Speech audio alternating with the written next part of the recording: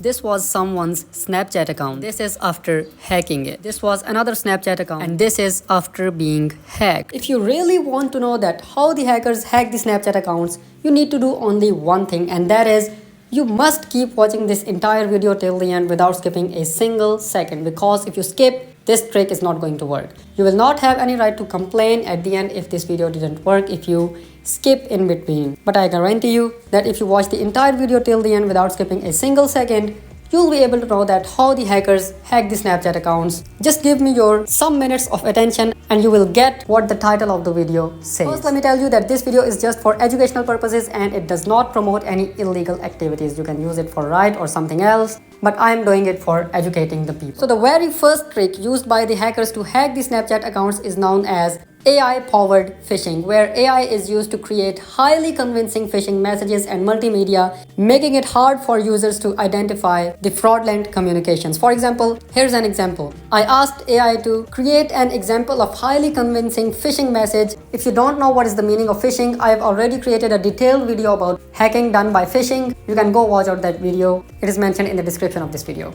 So I asked AI to create an example of highly convincing phishing message used for fraudulent communication. So it gave me an example where it wrote a subject with an urgency and it wrote in a professional way the whole example of AI used for hacking people's Snapchat account. In this example, the hacker tries to convince the victim that his account has been temporarily suspended, and for regaining access to his account, he needs to click on a specific link. Now this link may be a phishing link or may redirecting to a page which contains the phishing link, and as soon as you click on it, there may be scripts at the back end of this link which may enter into your mobile phone or your laptop which can hack your Snapchat account. Now if a person is uneducated and he believes on this email or message sent by the hacker, he will click on this link and provide the personal information including his username or password to the hacker. So in this way, his Snapchat account gets hacked. The second trick used by the hackers to hack people's Snapchat accounts is known as wishing, which is related to the voice phishing.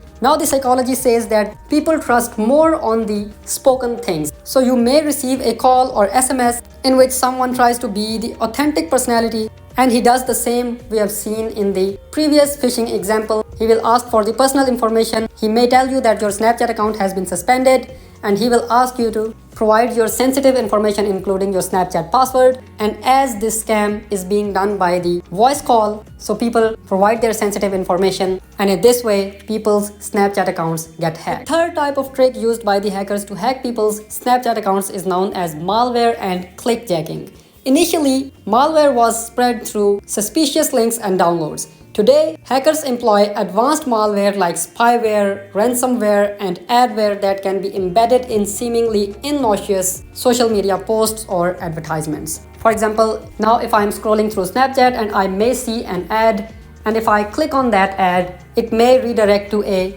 page which contains the phishing links, and we'll see that in just a minute.